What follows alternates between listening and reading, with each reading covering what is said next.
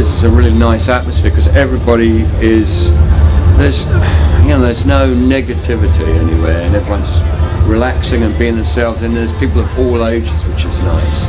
I think that's the nice thing. And I saw two ladies that came out of the hotel opposite where I'm staying, like Queen Victoria, the two of them, you know, they were probably in their 70s, really enjoying it, you know, so it's great.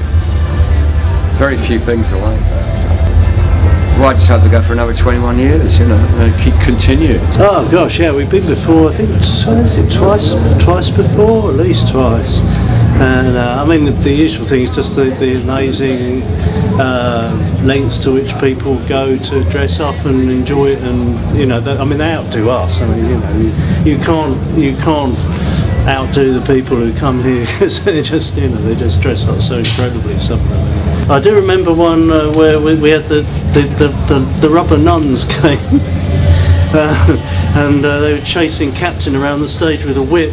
And he was running around trying to get away. But I knew they were coming, so I put some. I'd seen in the Beano that the thing to do is to put some newspaper down your trousers, so they didn't hurt. What can I say? Just keep doing it. You know, it's fantastic. It's unique, isn't it? I don't know if there's anywhere else in the world that anything like this happens. I can't think of anywhere. There's a lot of festivals in Britain, but this is kind of the friendliest, and there's a real spirit, and obviously everyone's a trifle eccentric, and it's a great British eccentric experience, really. And people who come to the festival end up loving the place, and a lot of them buy properties in the area, and the whole of Whitby is becoming really strange and kind of and wonderful. I have to apologise because I went down to Magpie earlier and I absolutely stuffed myself. It's one of the best restaurants in the country, and unfortunately I indulged about an hour and a half before showtime, and I literally could not stand up on stage. You know, there was a point in one of the songs I had to like sort of just sit down and let the guitar do the talking. So. But it's an excellent restaurant. I mean, there's a lot of them in here. Oh yeah, there's a lot of seagulls as well. I think Jamie Oliver should invent a seagull recipe. You know, so that maybe it would eradicate some of the curse of these like sort of rats of the sky. You know, because if you live in Whitby, can you imagine how much seagull shit you get on your car every day? It's an absolute curse, and for some reason there's a law that says you can't like, I don't know, shoot them or fry them in garlic or anything like that.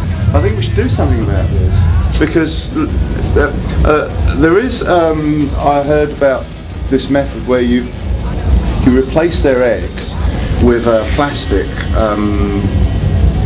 pretend seagull eggs, and the seagulls don't know the difference. And they try to hatch them and everything. They sit there for like months and months saying, well, what's going on here? These bloody eggs are not hatching.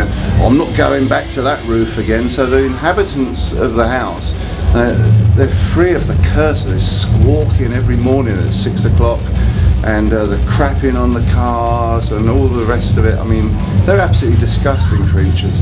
So I really think that, you know, there's an election going on at the moment, and we really should do something about the seagulls, because at the end of the day, they're all the politicians are a bunch of lying turds, and you know, they all think they're talking about, like, none of them are talking about seagulls. No.